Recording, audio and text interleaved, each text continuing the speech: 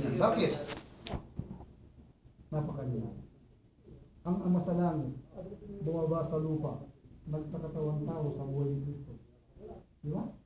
Para tubusin ang kasalanan ng sanlibutan. Tama? Tama.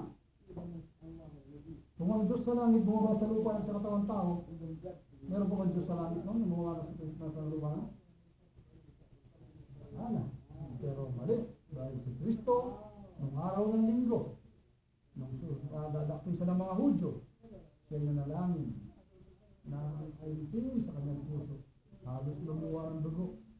At ang kanyang sinabi, Panginoon, Panginoon, ilayo mo ko sa saro na ito. Ano yung saro? Ang kapahamakan ko sa mata. Subalit kung itong yung nais sa pinagda, ang yung kalooban ng mundo. So, we Muslim, we don't believe that Jesus Christ ay tago sa krus dahil tayo sa aklat ng mga gawa sa Acts. Tignan nyo, Acts 5:13. Tignan nyo kung may tago ba siya.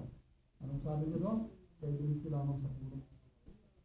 Kaya mayroon mga salungatang sa Biblia dahil hindi tayo, nasabi ko na nga, kahit anong Kristiyano tayo, hindi tayo malahawak ng Biblia, o yung iba sa atin hindi pa nakahawak talaga ng Biblia, o hindi pa nakakakita ng Biblia. Marami kayo. Sa kasalukuyang panahon. Kaya hindi nila alam ang katotohanan. So, we Muslim, pagdating sa crucifixion, hindi kami naniniwala. Dahil ito ay doktrina lamang na ipinasok ni Pablo para si Kristo ay tanggapin ng tao bilang kabahagi ng Diyos. But sa totoo lamang, si Kristo nagturo sa atin, di ba? Sa Catholic, ano yung Lord's Prayer? Lord's Prayer, Hudson. Tagalogin na lang natin. Anong sabi ng mga tao kay Kristo? Guro, turuan mo kaming manalangin para mapalapit kami sa aming Panginoon. Anong sabi ni Jesus sa Matthew? At magsipanalangin kayo ng ganito. Tinaas ni Kristo ang kanyang dalawang kamay kasama ng kanyang mga disciples at nagsabing, Ama namin, depende sa translator, nasa langit ka o sumasalangit ka? Sambahin ang ngalan mo. Saan? Dito sa lupa. Sundin ang loob mo para din sa langit. Sino hindi naniniwala doon sa panalangin? Bilang Kristiyano. Yan ay siguro ni Kristo. Ngayon ang tanong, sa Tagalog, o sa salita ninyo, meron naman tayong kanya-kanyang dito translator. Kung igurot, meron igurot. Kung may waray, may waray. Kung may Ilocano, may Ilocano. Kung may Tagalog, may Tagalog. Ano ibang sabihin ito? Pag sinabi mo, Ama namin, nasa langit ka, sambahin ang ngalan mo dito sa lupa, sundin ang loob mo, pagdating sa langit, hindi mo sabihin, sambahin mo sa mga sa Kristo, bilang o ang pinasasamba ni Kristo, ang pangalan ng Diyos sa mga langit, dito sa lupa, para pag namatay tayo,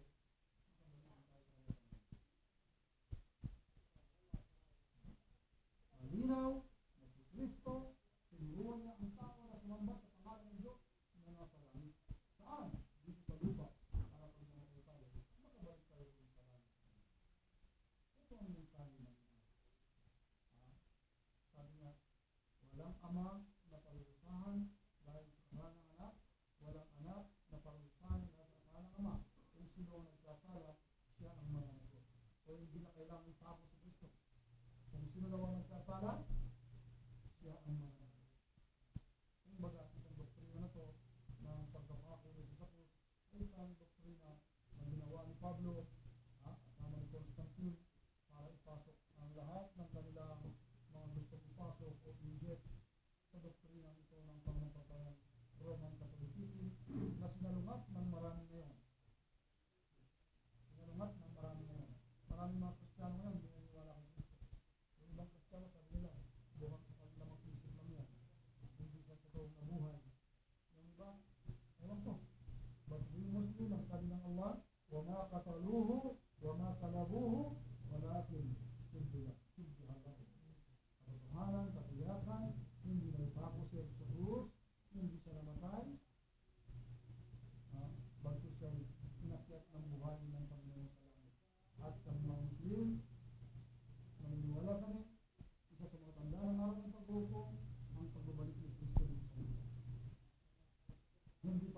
Christian, kung hindi para sa mga Muslim. Bakit? Sapagkat darating si Kristo madaling araw. Bawa siya dun sa pagitan ng dalawang minaret na puti sa Damascus. Pililig niya ang mga Muslim dito. Tuturuan niya ang mga Muslim sa katotohanan. Meron siyang tatlong misyon. Ano? Wasakin ng krus, patayin ang baboy, at patayin niya ang Kristo. Walang makagawa ng kung hindi siya lang. Bakit niya wawasakin ng krus? Sapagkat ang krus ang nagbigay simbolo sa kanya para sa balitan ng tao. Ang baboy, bakit? Anong sabi ni Kristo? Huwag yung isipin ako naparito para palitan ng batas. Naparito para ipatupad. Kailangan ipatupad. So noong pa man, wala pa si Kristo, bawal nang kumain ng baboy. Because the meaning in the Bible, nakasulat siyang bawal.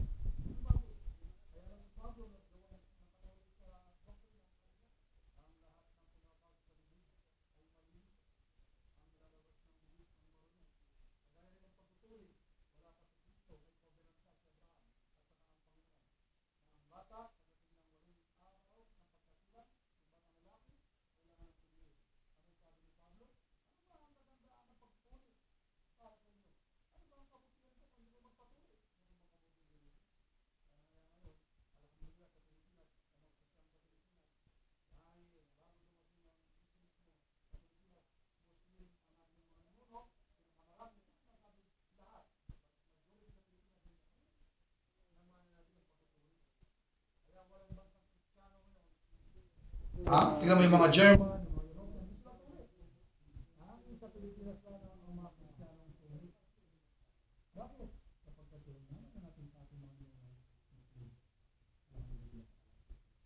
So, mga kapatid, ito po yung mensahe para sa inyo. Ang pagpapasya. Pero sa ako, nasabi ko, ito ang aming pagpapasya.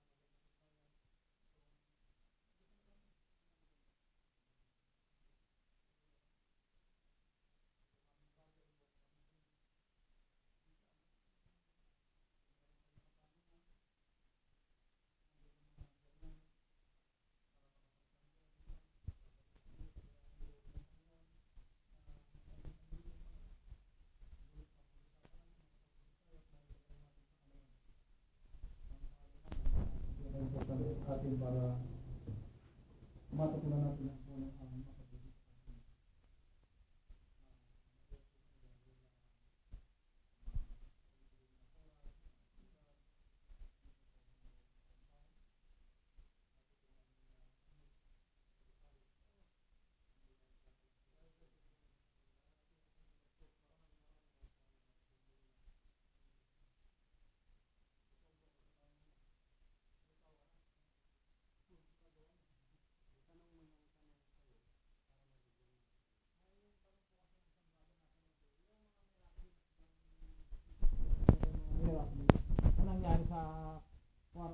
Yung mga Ang Allah subhanahu wa ta'ala pagdating sa mga mu'jiza na yan, sa mga miracle na yan, lahat ng mga propeta binibigyan ng miracle.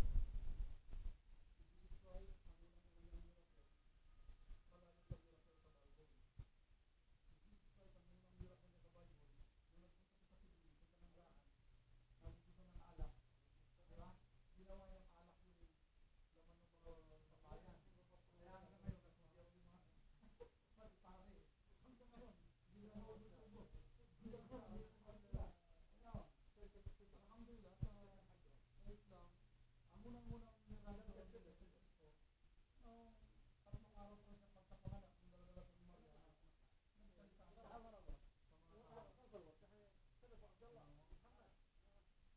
Nagpagaling siya ng mga itlogin, yung bulag, nagkakaroon ng paningin, yung patay, si Lazarus, nabuhay na muli, hindi dahil kay Kristo. Ha? Ba't ko saan sabi nga ni Kristo, lahat ng ginawa ko niyan, ay nang dahil sa kapangyarihan, ng Panginoon nagsubo sa akin. Ha? So lahat ng propeta, hindi lang si Kristo. Ay si Noah, si Moses, si Abraham, si Solomon, si David, Zachariah, meron sa kanya silang milagro. Si Jonah. Si Jonah. Alam niyo ba si Jonah? Yunus. Ito yung propeta na kinain ng malaking isda ng balina, di ba? At isang dahilan kung bakit hindi kami naniniwala na si Jesus ay naitako sa krus sapagkat nung tinanong si Kristo ng mga tao, Jesus, bigyan mo kami ng tanda. Hindi kami ng tanda para maniwala kami. Sa John yan, sa John.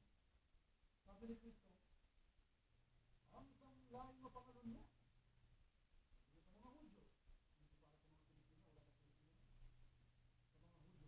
Humingi ng tanda, wala akong ibibigay ng tanda sa inyo. Mahalin ba ng tanda?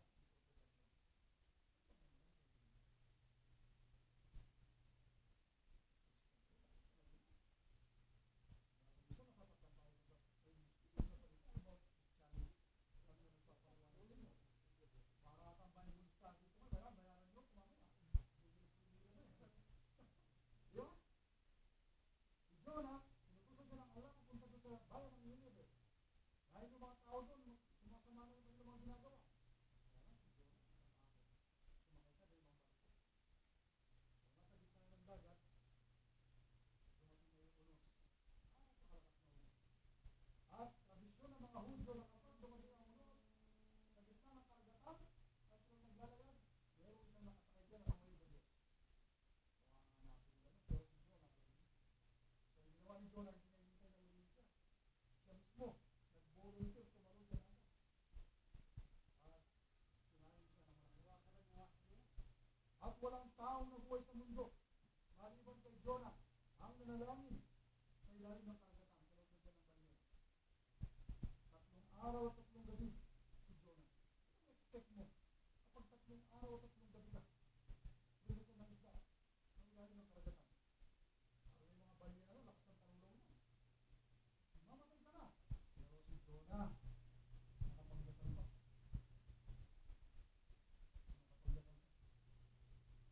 At tapos pagkatapos ng 3 gabi, ginaong si Jonah ng balina sa dalampasigan at luwa. Ano? Buhay ba siya o patay? Sabi ni Kristo, kung ano nangyari kay Jonah na nasa loob ng siya ng balina, sa loob ng 3 araw at 3 gabi, ganun din ang mangyayari sa anak ng tao. So after 3 days, Jesus, si Jonah ay buhay, ano sa English? Siya rin ay buhay. Kaya lang, sa atin yun, bakit? Ito, patuloy ko tayo sa sinanay. Naniniwala tayo na si Jesus may pako sa puso't namatay, di ba? Di ba? 3 araw at 3 gabi na buhay sa muli, di ba? Ngayon, ibilangin natin sa 3 araw. Kailan siya namatay? Biyernes lang? 3:00 ng hapon. Isang araw, ano? Sabado lang? 3:00. Hindi mo maigil. Kasi matagal na kayo niloloko ng doktrina niya. Sabado lang, linggo ng 3:00. Ilang araw? Lunes ng 3:00 ng hapon. 3. Kailan ang Paskong pagkabuhay? Kalikas tayo, hindi. Muslim na kayo kasi hindi makalikas. Kailanman? Hindi mo naligtas kasi bobo ang mga nilolo natin. Hindi mo sila masisin kasi nag-aaral. Pero tayo ngayon, nag-aaral na tayo. Alhamdulillah. Marunong tayo sa calculus, analytics, solid, geometry, physics, lahat alam natin. Pero hanggang ngayon, hindi pa tayo marunong mag-basta magbilang. Pag darating ang Biyernes Santo, pinipilit natin sa ating sarili na siya'y namatay sa krus, mabuhay, namuli, pagkatapos ng 3 araw at 3 gabi. Pero where in fact, we know, isang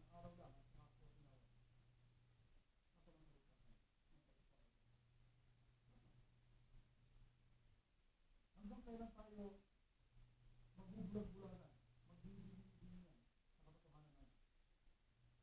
Na si Jesus hindi tayo naligtas sapagkat hindi niya natapos ang gulat na 3 araw at 3 gabi. Isang araw lang sa 14 na oras. Dapat ang Paskong pagkabuhay Lunes ng hapon. Hindi ko pa lang na madaling araw, nandun na may salubong na sa plaza. Ginagawa hanggang ngayon. Sinusunod yung epidemia. Isang kasi mga ito. Hindi magkaroon ng kaligtasan, hindi mapakamakan. Sa sino ng tao na niliwala sa Diyos.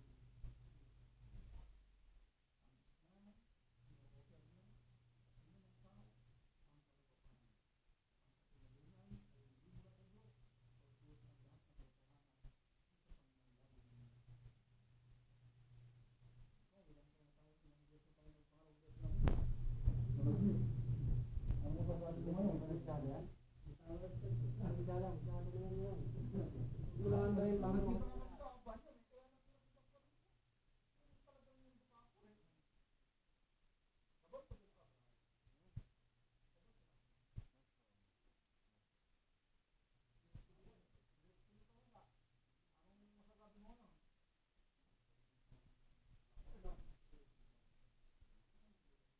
Ang kasinungalingan ay hindi mula sa Diyos, o Diyos ang lahat ng katotohanan. Ang gamot, yung antibiotic, masakit hindi. Mapait yung pero ano, yung hindi na mabuhay pa.